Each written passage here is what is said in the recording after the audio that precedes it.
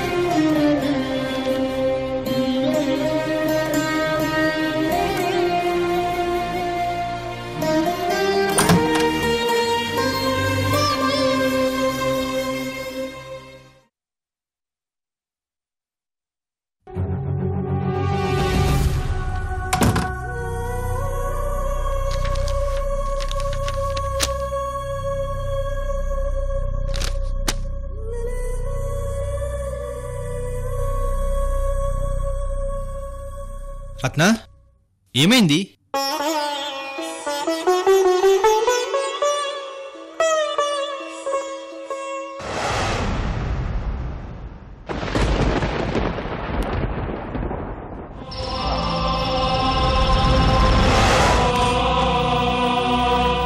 Oh my God, కథ చాలా దూరం వెళ్ళిపోయింది. ఇప్పుడేం జరుగుతుందో.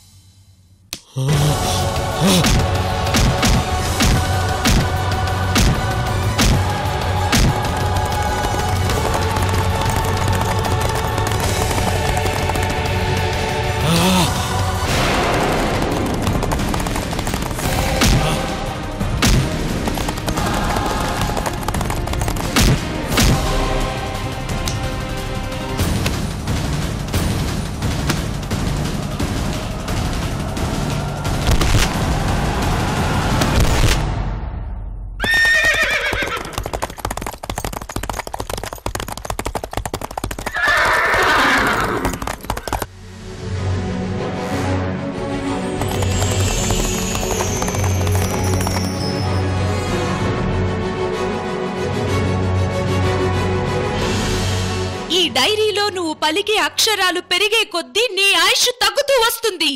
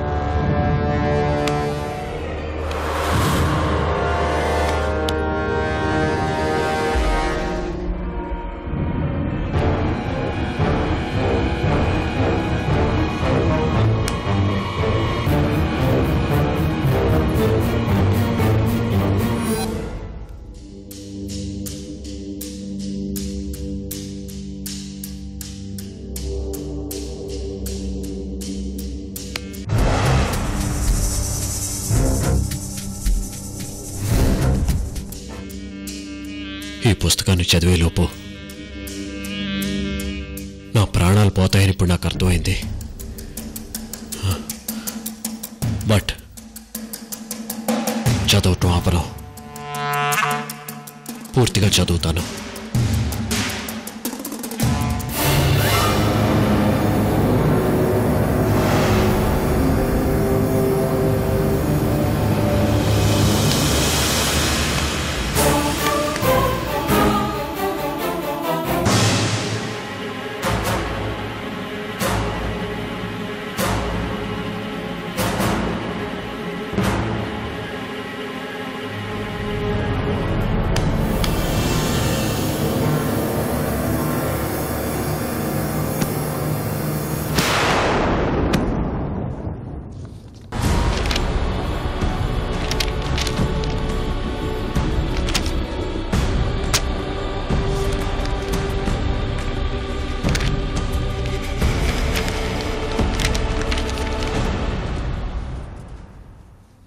ఏమైంది?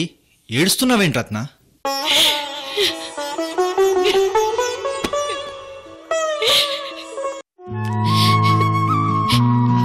ఈ విషయం మీకెలా చెప్పాలో అర్థం కావడం లేదు సృజన్. కమాన్ రత్న, కంట్రోల్ యువర్ సెల్ఫ్.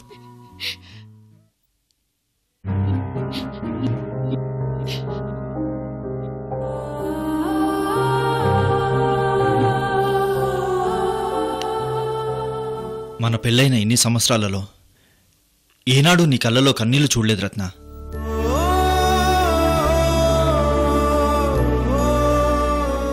నువ్వింతగా ఏడుస్తున్నావంటే ఏదో జరగరాని జరిగింది. సృజన్, మీ నాన్నగారు భోజనానికి రాకపోతే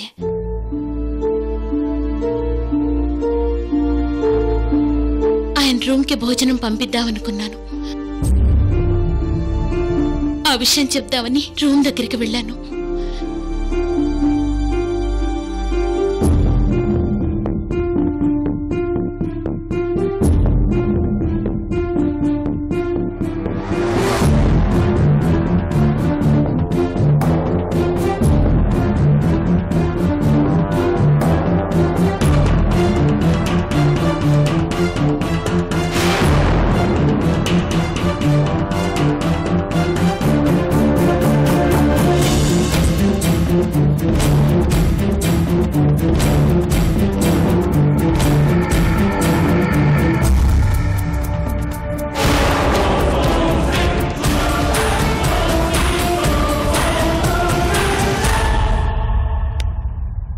రత్న, ఈ విషయం ఇంతటితో మర్చిపో.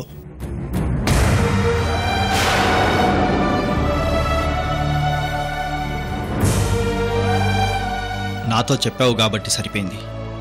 ఇంకా ఈ విషయం ఇంట్లో వాళ్ళకి ఎవరికి తెలియకూడదు, సరేనా?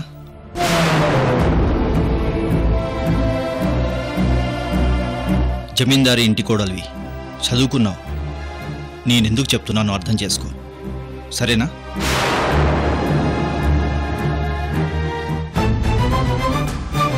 ఆగండి.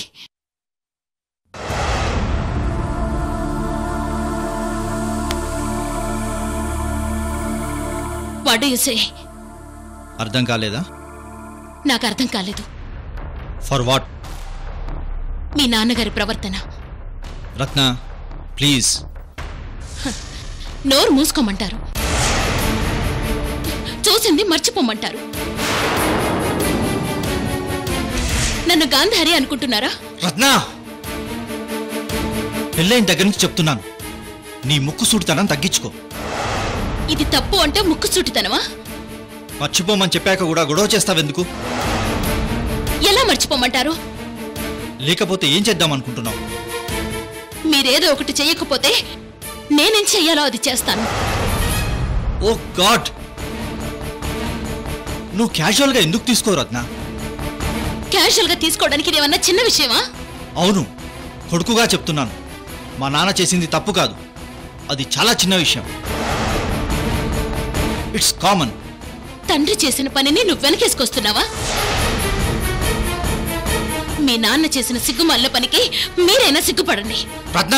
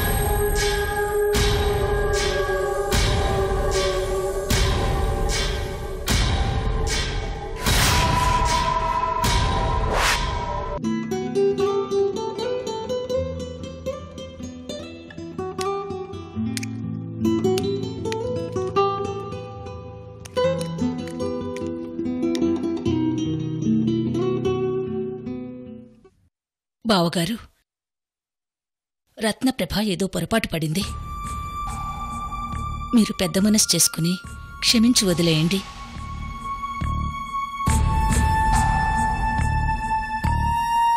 అవును నాన్నగారు, మీ కోడలిది దుందుడుకు స్వభావం. ముందు వెనుక చూసుకోకుండా గొడవ పడుతూ మాట్లాడే స్వభావం. పట్టించుకోకండి.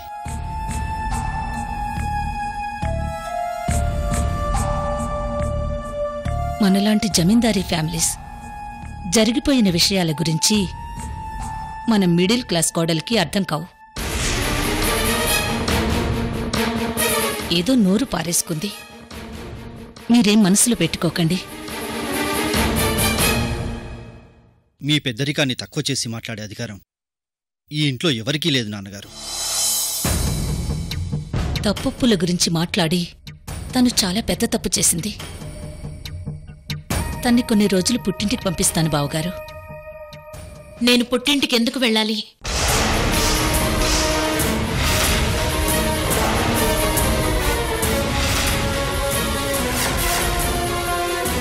అంత మాత్రానికే పుట్టింటికి పంపిస్తారా? అవును, నువ్విలా ఎదురు మాట్లాడమే పెద్ద తప్పు. ఆడపిల్ల పుట్టిల్లు అంటే మీకంత చులకనగా ఉందా? భర్తకి కోపం వస్తే భార్య పుట్టింటికి వెళ్ళాలా? అత్తయ్యకో మామయ్యకో కోపం వస్తే కోడల్ని పుట్టింటికి పంపిస్తారా?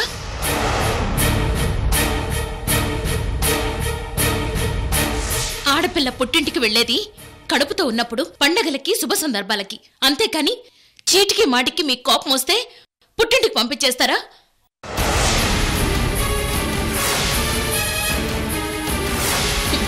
నేను ఆ టైప్ కోడల్ని కాదు. ఇది నా ఇల్లు. పుట్టినిల్లైనా మెట్టినిల్లైనా చావైనా బ్రతుకైనా ఇక్కడే ఆడపిల్ల జీవితం. అయినా మనం ఇప్పుడు డిస్కస్ చేసే సమస్య నా పుట్టినిల్లు కాదు.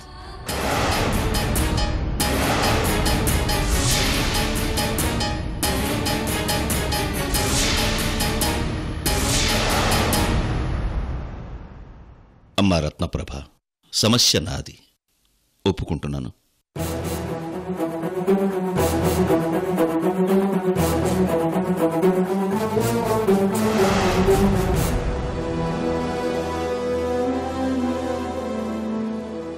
ఇప్పుడు నీకేం కావాలో చెప్పమ్మా.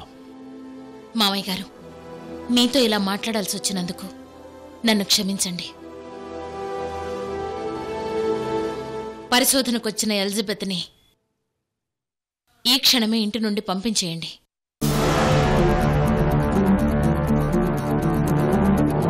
ఈ ఇంటి కోడలిగా అన్ని విధాలా ఆలోచించి నేనిలా మాట్లాడాల్సి వచ్చింది.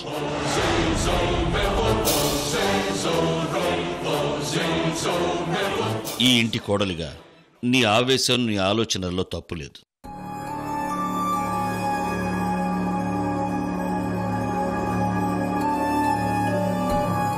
నీ నిర్ణయం నువ్వు చెప్పావు, నా నిర్ణయం కూడా చెప్తాను.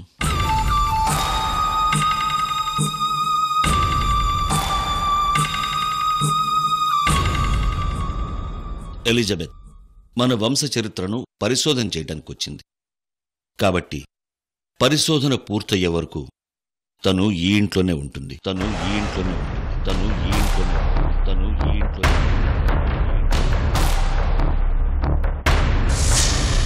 పరిశోధన అయిపోకముందే తనను ఇంట్లో నుంచి పంపించే ప్రసక్తే లేదు.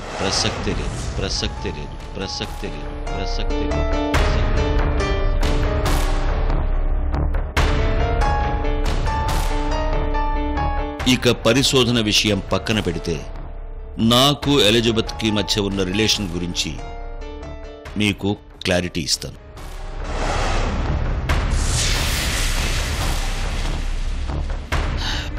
ఎలిజబెత్ నా ఒంటరితనాన్ని పోగొట్టింది. తన స్నేహం నాకు రిలీఫ్, అన్డిఫైన్డ్ సైకలాజికల్ హ్యాపీనెస్.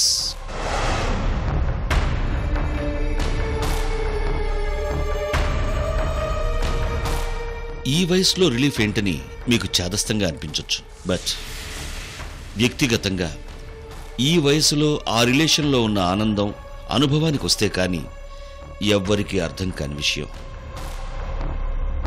అది అర్థమయ్యేలా చెప్పలేని మానసిక అనుభవం.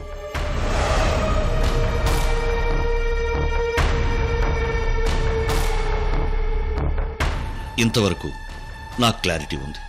బట్ మీరింకా ముందుకు వెళ్ళి నేను ఎలిజబెత్ని పెళ్లి చేసుకుంటానని తొందరపడి అపోహలు పెట్టుకోకండి.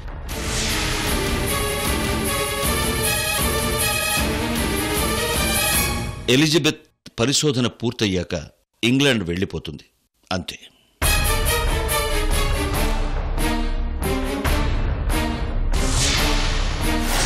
ఇప్పుడు నువ్వేమంటావు? బావుగారు, నాన్నగారు,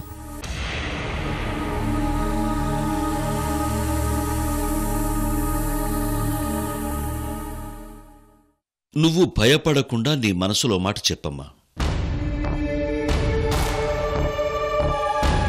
కోడళ్లను దేవతలుగా గౌరవించే సంప్రదాయానికి మేం వారసులు.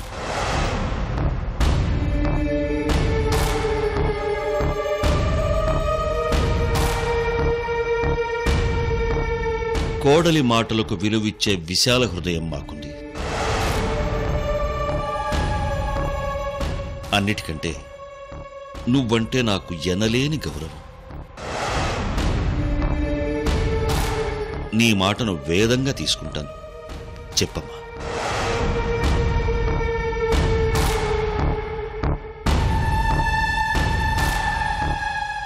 మావయ్య గారు,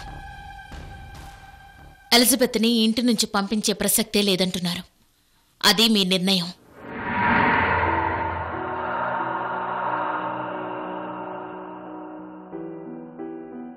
కోడలిగా మీ నిర్ణయాన్ని గౌరవించడం నా ధర్మం.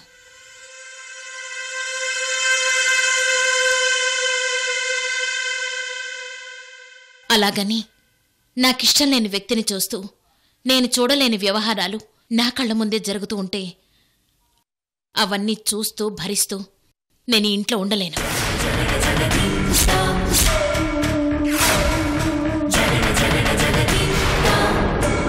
అందుకే నన్ను మా పుట్టింటికి పంపించేయండి.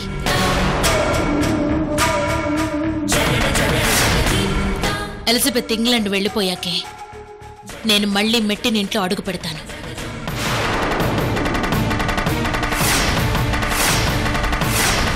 అంతవరకు పుట్టింట్లోనే ఉంటాను.